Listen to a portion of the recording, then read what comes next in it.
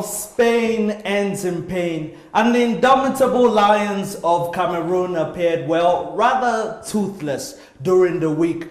That's right, the World Cup in Brazil is definitely heating up. My name is Adelani Ogurede, and you all tuned in to the World Football Focus right here on your favorite channel, RTM. Now allow me to proceed and introduce my distinguished guests in the studio with me today. We have Turas from Ghana, and we also have Mr. Okeke, the chairman of the Nigerian Supporters Club. Welcome. Thank you very much. I don't think you should say the Spain's reign has ended in pain. Say their balloon has been busted. You know, their bubble is busted. Right, yeah. Right. Well, yeah, you know, it's a little introduction, but the World Cup so far has been filled with so many shocks. Yeah. You know, we'll come to Ghana a bit shortly, you know. Before you say you come to Ghana, say it with pride. They will come to Ghana. Ghana. A short minute. Say it with pride. Nigeria is going home whether you like it or not. But we still support Nigeria.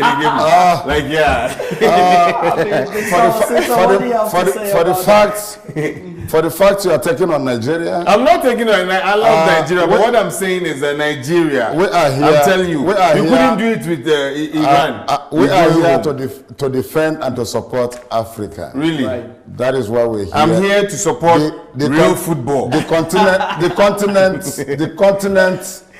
At the moment, we are not impressive yet. But I think we're still going to take something out from the remaining matches. You know, 2014. Mr. Okeke, Turas doesn't realize that it's 2 against 1 already. So we will deal with him later. Let me just ask you a few questions. Please do. About the Supporters Club. You're the chairman. Tell us, how much do the supporters add to the team? They're known to be the 12th men. Thank you, Ari. You see, you can't, no one will rule out supporting in any sport. Without supporters, sports is nothing. That is why you have a lot of people in the stadium to cheer up their team or players during any competition. So without support or supporters, any sports is complete. That is in a nutshell. We noticed in the Nations Cup, before the supporters joined the team, the guys were not playing too well. And as soon as the supporters came, their performance picked up just like that. Are we likely to see the same thing in Brazil? The same thing will happen, but I think the rumor or whatever is, if it's the fact that I'm hearing that supporters are not allowed with instrument to support their clubs, according to the information I gathered, and that will hinder the performance as well. But you see, in any competition, supporting is very, very important. And without supporting, no players will perform. You will perform below expectation. Wow. That is why whenever we come, and you know the nature of Nigerian Supporters Club, that is what I want to say here. Against Bosnia, Argentina, Super Eagles can do it according we can. That is why we are supporters. We are not just. Now let's move to our guest from Ghana here. Now, tell us what happened, you know, with your last match. Was it the same as Nigeria, that you people had the wrong pattern of play? Is that why the US... No, we didn't have the wrong pattern of play. What happened was that the coach had a strategy. And his strategy was to play with the young guys before he brought in Michael Essien and Prince Boateng and the likes. And his strategy was that these young players will make this US team run up and down, get tired, so that in the second half he brings these players in. And those guys with much experience and all of that. That was his strategy. This is where the pattern now comes. No, that was his strategy. You understand? But the most important Nigeria, wait Ghana. Let Ghana go. Yeah, you understand. So that's where the problem was. It didn't work. But if he had started with Kevin Prince Boateng, started with also, what's this guy's name, Michael Essien, the Bison himself, I think, would have gone ahead. And you know, you saw how well Ghana played. Ghana played real African quality that is football. That is why we're it's a shame. That is why we're still here to make sure that African teams goes far. What divine intervention are you talking about? Ghana played very well. What divine intervention are you talking about? I was trying to explain the patterns we play. Okay. And you write off the pattern that Nigeria But you're plays. saying But divine you are intervention. divine intervention in everything we does. I want to ask you, is it luck or what? That is exactly luck. Speaking of luck, Turas, luck Ghana's about to play Germany. Hey. Now, that is going to be a really difficult match for Ghana. That's when this song will come in. Obi by JK, found to form, found to form. Besu Jessiama, Ghana will go in all out. Okay. By fire, by force. Amen. You hear what they talk about? By fire, by force. So if we lose, it's okay. If we win, it's fine. But Ghana is going in by fire, by force. Ghana is going in by fire, by force. Our prayer is that Ghana wins. Okay. Our prayer as an African is that also every that African before you jump in, let me remind everybody that we playing this World Cup in a spiritual home of football. Yes. Brazil, the league breeds football. Yes. So anything can happen. Look at how shameful my dear Spanish people have bowed out. Yes. Well, on that interesting note, we're going to go on a short break. I don't have to tell you guys at home that the show is heating up, is exciting. You can see for yourselves. So after the short break, we'll be back with some more amazing viewing. Everything is just for your viewing pleasure. Stay tuned, guys.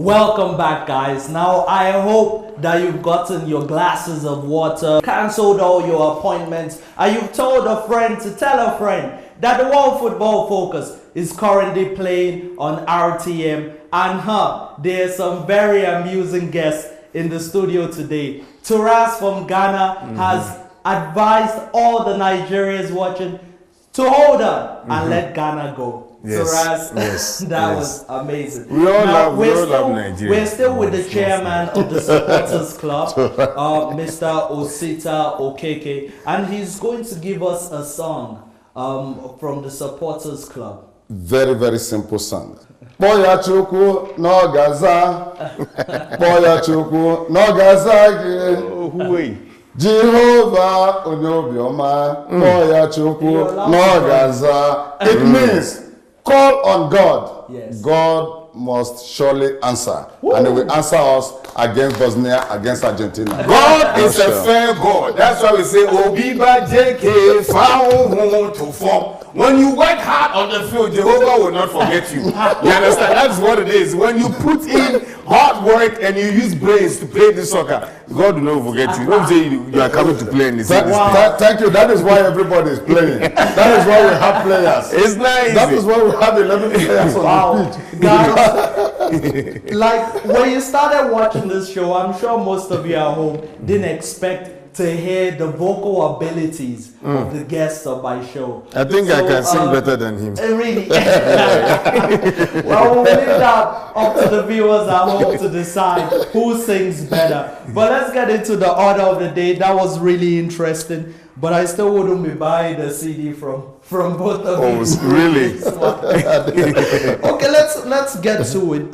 We've seen some unexpected results, mainly coming from the Spanish football team. We saw them crash out in the first round. Was that a surprise for? It wasn't a surprise. For me, if you keep playing the same pattern of football, definitely your opponents will study you and understand the way you play your game, and then they will catch up and they'll come with strategies. That's the beautiful game of football. Thank you. We've seen Barcelona falling down because of the pattern they play, and we've seen other teams emerging, like Atletico Madrid. You see what they did. So for Spain to come into this World Cup and come with the same pattern of football, come on. Ghana. So Mr. Osita, the way forward for Spain. The way forward, you see, I always believe once you contribute your quota, there is other people that you're supposed to give chance. Has only lost 9 times. I was going to say 86 matches. That's an amazing rate. Yeah. So whenever something gets to the, exactly, you now you have to withdraw and then inject new guy.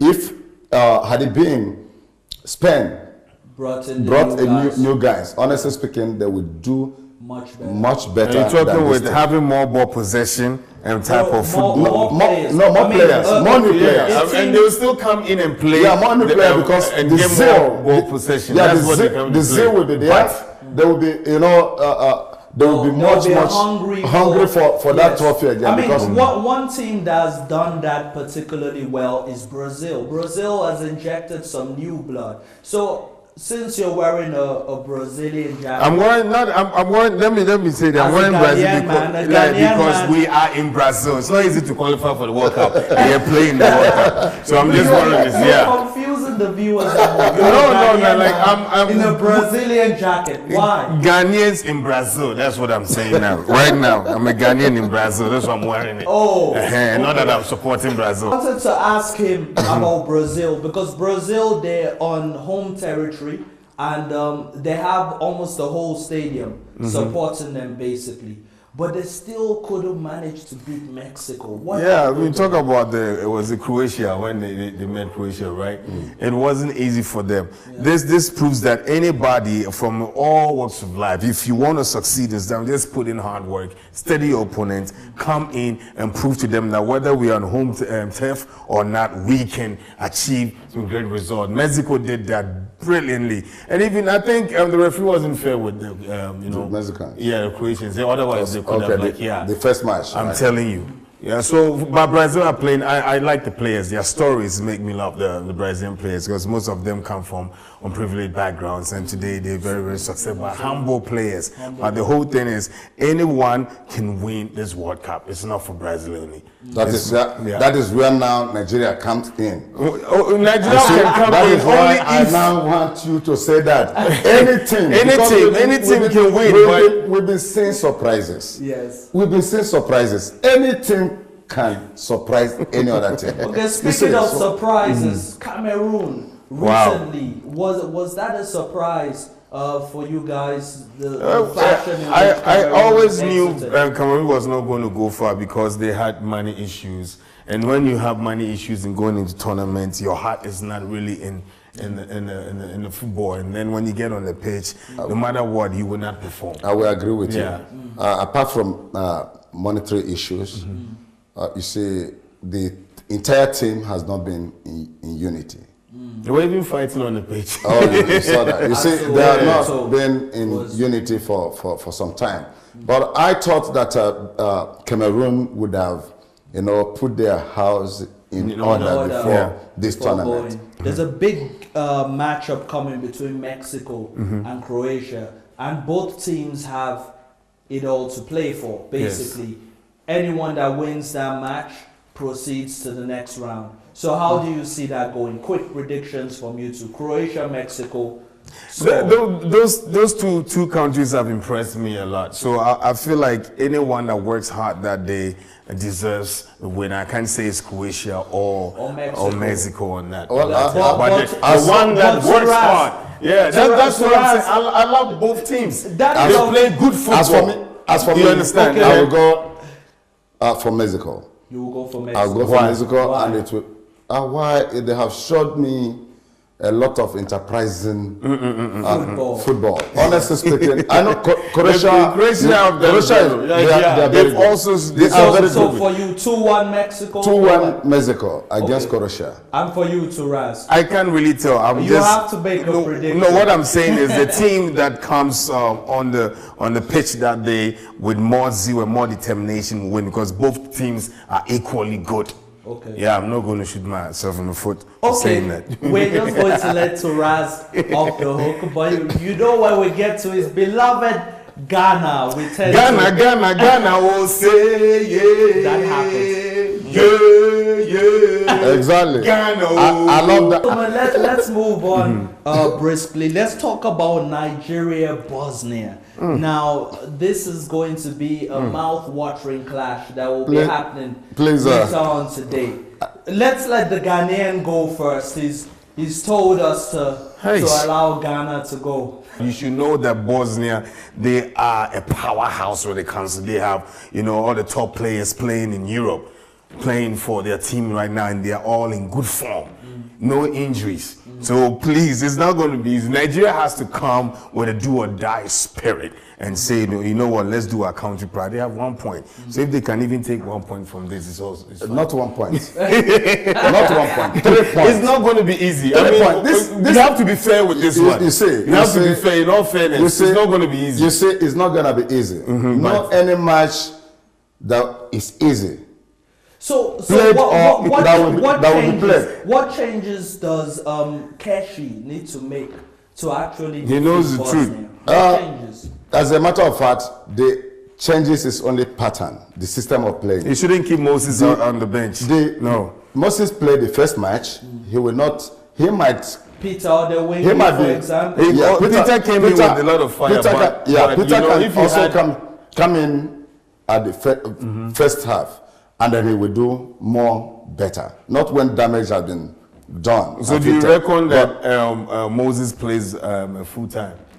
Yeah. Because remember when Moses went out of that game with Iran? It was destabilized. Yes. Yeah. That is what we say. But you see, the coach knows. I am not the coach. You are not the coach. He knows who. If Moses is not delivering, some other players, they are 20. That is why they are 23 players.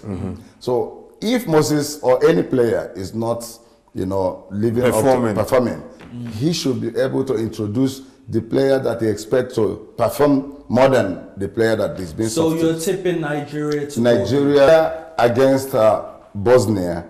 Nigeria 2. Bosnia 1 at the end of the match. Mr. Turas. It's not going to be easy. Nigeria went in the match with Iran knowing that they were going to flood Iran like 3 goals to 0. You are talking about fans. You are talking about fans, not Bosnia. No, you are talking about fans. So for you, excuse me, you are talking about fans. For me, the best Nigeria can do is to get a draw out of this and win their next match then I will come with Argentina. Now let's go to a game that is very sensitive to Turaz's heart because it's between USA and Portugal, and whatever happens in that game affects Ghana directly. Let's say this: you saw Ronaldo being booed when they lost to Germany, 4 goals to nothing. That is a hot knife through the hearts of Portuguese people. So what I'm going to say is that they're going to come in and make sure they trash United States of America. You saw what the Black Stars did to the United States of America. They've lost players due to injuries and all of that during the first match. So they don't have their full force coming in. So what I'm going to say is, Portugal is going to take this from, and it's going to, open the group wide open. So that's what's going to happen. Portugal is going to win against USA. So Mr. Osita, Cristiano Ronaldo against Germany was totally crowded out of the game. Do you see the USA adopting the same kind of tactic Germany adopted, that they made sure that very few balls got to Cristiano Ronaldo? Yeah, like you see, in every match, it has been studied by the technical crew to know the next opponent to face. And when they are facing Portugal, United States, it will be difficult it will be a difficult match as well.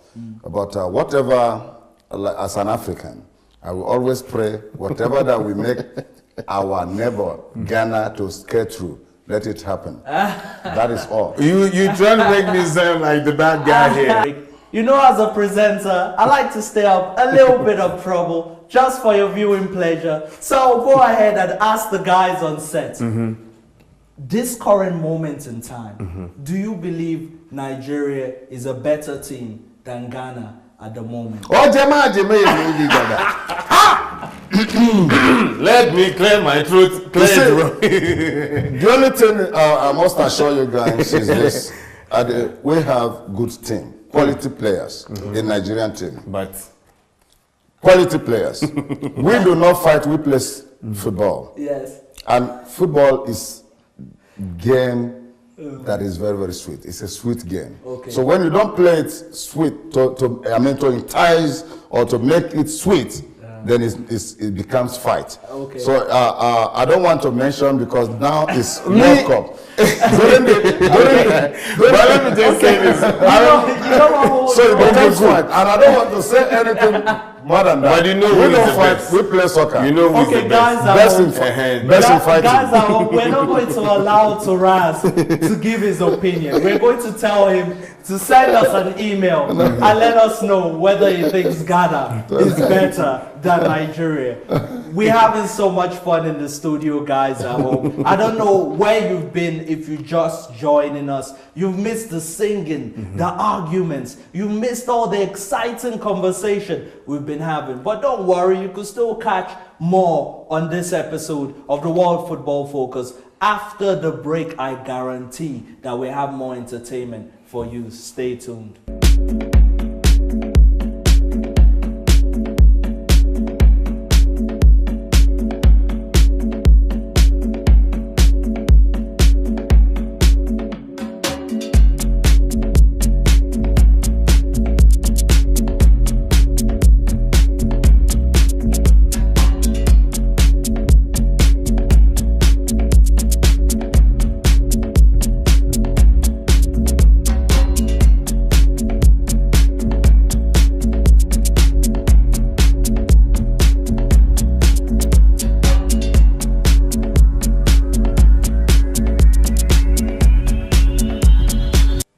Welcome back to all our beautiful viewers tuned in to the World Football Focus right now.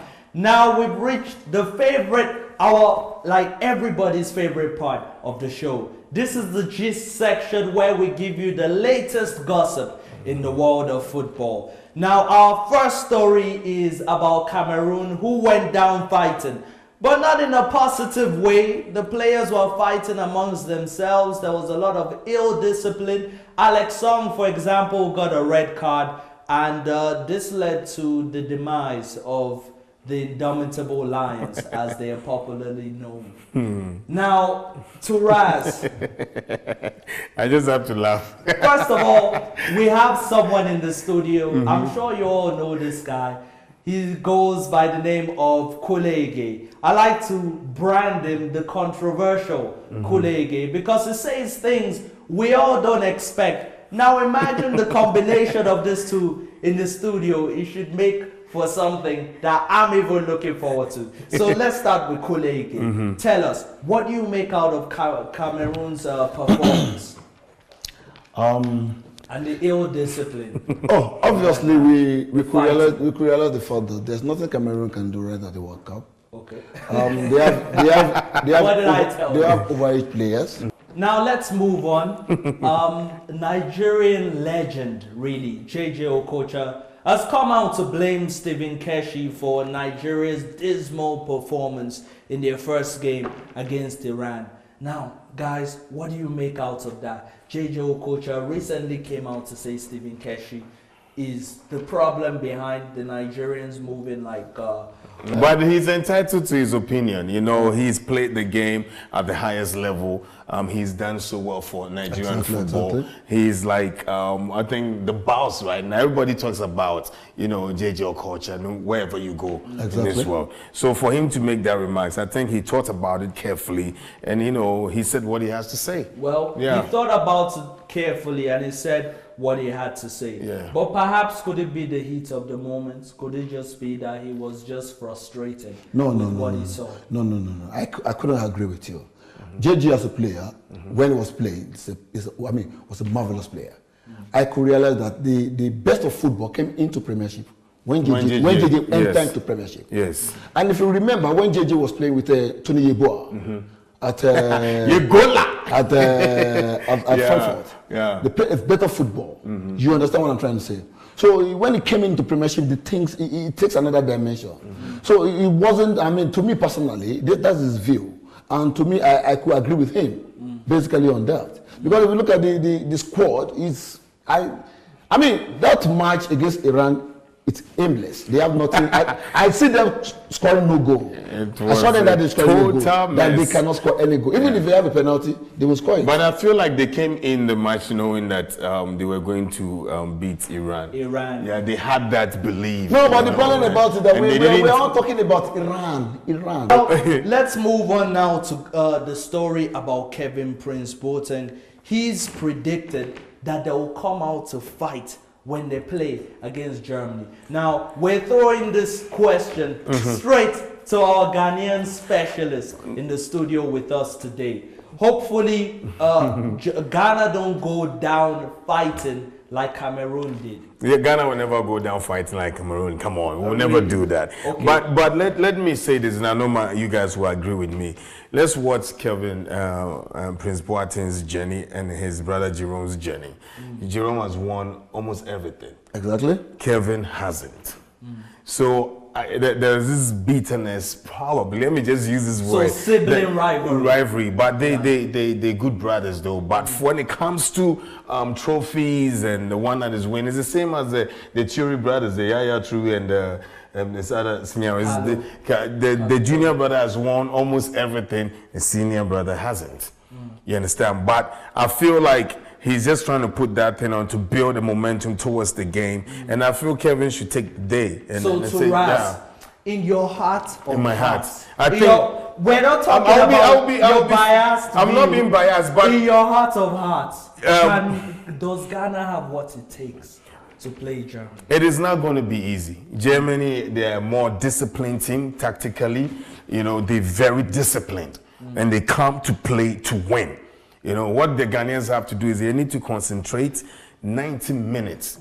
And if they can concentrate 90 minutes, I think they can pull a big surprise out of this. Okay.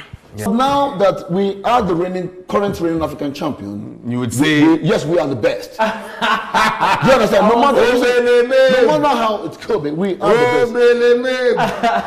We'll give Turas his you have to one moment. Statistically, let's put it that way. How many times have Ghanaian Black Stars beaten the Super Eagles of Nigeria? Thank you. How many times has Ghanaian Black Stars have been in the final of Nations Cup? You can count it. We have been. No, we are talking about between the two of us. Ghana and Nigeria. That is the topic at hand at the moment. You won the World Cup. You won the Nations Cup how many times? Oh, 4 times. How many times have you won it? We won it 3 times. How many times have you won it? Yes, we are leading you with one. We are leading you with one. Okay, guys, wow, we've really enjoyed ourselves bringing this show to you guys at home, just as much as I'm sure you guys have enjoyed viewing it.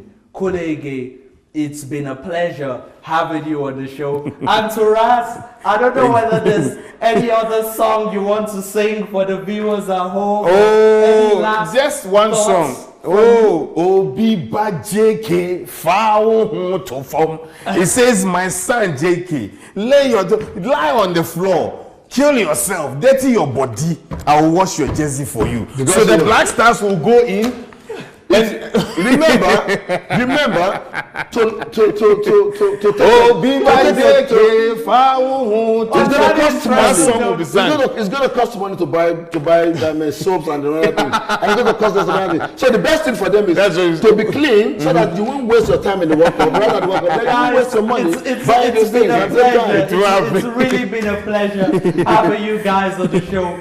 On that interesting note, we have to let them go, sadly. But I'm sure you guys want to see them back on the show. And all you just have to do is to send your emails and just to drive the campaign to have Turas come back on the show. And Kulege is our in-house analyst. But the combination of two of them, I'm sure you would agree with us, is extremely exciting. We still have more entertainment for you guys. Don't go anywhere. Stay tuned. This is the World Football Focus with me, Adelani Ogurede.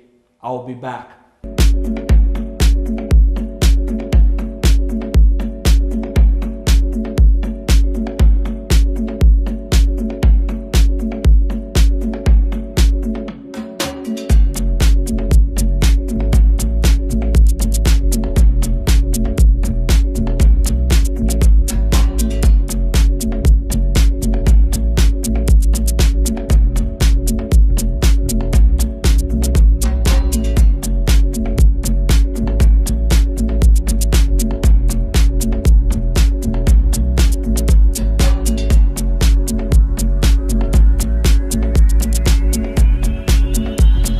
Welcome back, guys, to the World Football Focus. Now, I told you on today's show, we have a special edition for you guys. We've had Turas in the studio and he's amused us. He's sang for us. He's really brought the show to life. We've also had Mr. Osita Okeke on the show, who is the chairman of the Nigerian Supporters Club here in South Africa. Now it gets even better. We have a distinguished guest on the show today. He's talking to us all the way live from Brazil. He goes by the name of Solomon Izanga Shams. He's Skyping in with us from the streets of Brazil. Now, Solomon, what's the atmosphere like in Brazil? Central America. And the last time in South America was long. But you know, Brazilians, they love their football. Okay. And it's like a huge religion. You know, there is just a huge celebration anytime Brazil plays. Yesterday when Brazil played Mexico, you would not believe how the streets were. I was at Copacabana, which is the most exquisite beach. Now tell me, the mood in Brazil after the draw with Mexico, do they still believe their team can do it? Do Brazilians still believe that their teams can go on and lift the World Cup, or do they believe it's over? No, they haven't lost total hope.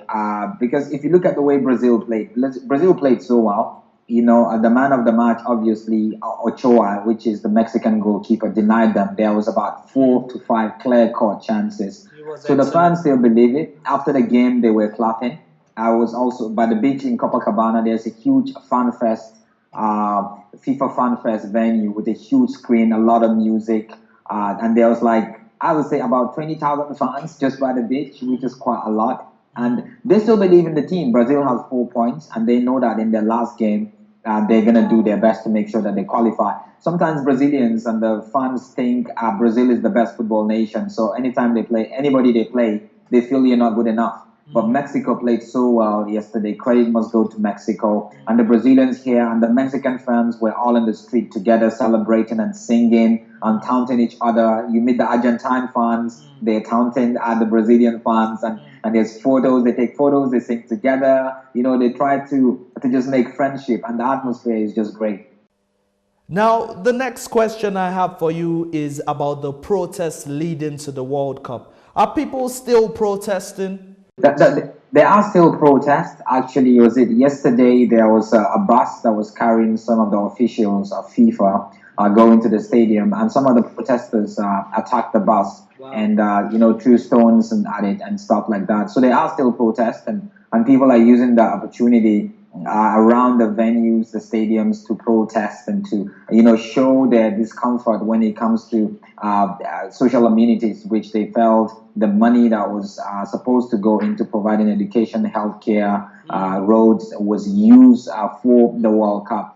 But I'm in Rio. I'm based in Rio de Janeiro, and nothing is really happening in that regards. But other cities, other venues, there are 10 venues across South America, not across Brazil rather. But Natal and Salvador, I think there are two cities that there's always protests. Also in Sao Paulo, there's a lot of protests going on in Sao Paulo, but and they're showing it, and of course the celebration is going on. But I think as the tournament progresses, gradually the fans are going to embrace the spirit of football and just enjoy it and just know that, look, this is once in a lifetime opportunity for them. We saw Nigeria draw their first match. We saw Algeria lose their first game, and Cameroon is already out of the World Cup, and Ivory Coast is still trying to fly the flag for Africa. What do the Africans in Brazil make out of the performances so far by our representatives? A lot was expected from the African nations to come here and perform. There is a lot of African community here of Brazilians with African descent, and they definitely support African football. And Salvador is one city where you get a lot of Africans. That's where you get a lot of dark-skinned people like us, the most in Brazil. A lot of them in Salvador. And sometimes I walk on the street, I go to the beach, I go down the train, subway, and I see Brazilians wearing jerseys, African jerseys, with like Drogba behind it, or, supporting certain clubs, Yaya Toure, and all that kind of stuff. But the first games for a lot of the African countries was not great. I also spoke to the U.S. fans, before the game against Ghana, and they felt, Ghana beat them in 2006. The World Cup. Ghana beat them again in 2010. They felt enough was enough, and exactly what they showed, isn't it? Yes. Because they just felt, you cannot beat us 3 times in a row. And they came back and won the game. They needed it more than Ghana did. Ghana played better, obviously, but it's not about playing better. It's about, this is the World Cup. It's about really getting the 3 points. And Nigeria was a bit disappointing against Iran. We can complain all that we want. Solomon, thank you so much for joining us here on the World Football Focus. We'll be Skyping with you. So guys, that was Solomon Izanga-Shum speaking to us all the way from Brazil. Now, he's going to be our inside spy on everything happening in Brazil, and he will be giving us regular updates on all of that. So guys, also remember to send us all your views on Facebook, on Twitter, especially our question for the day, the current crop of Nigerian players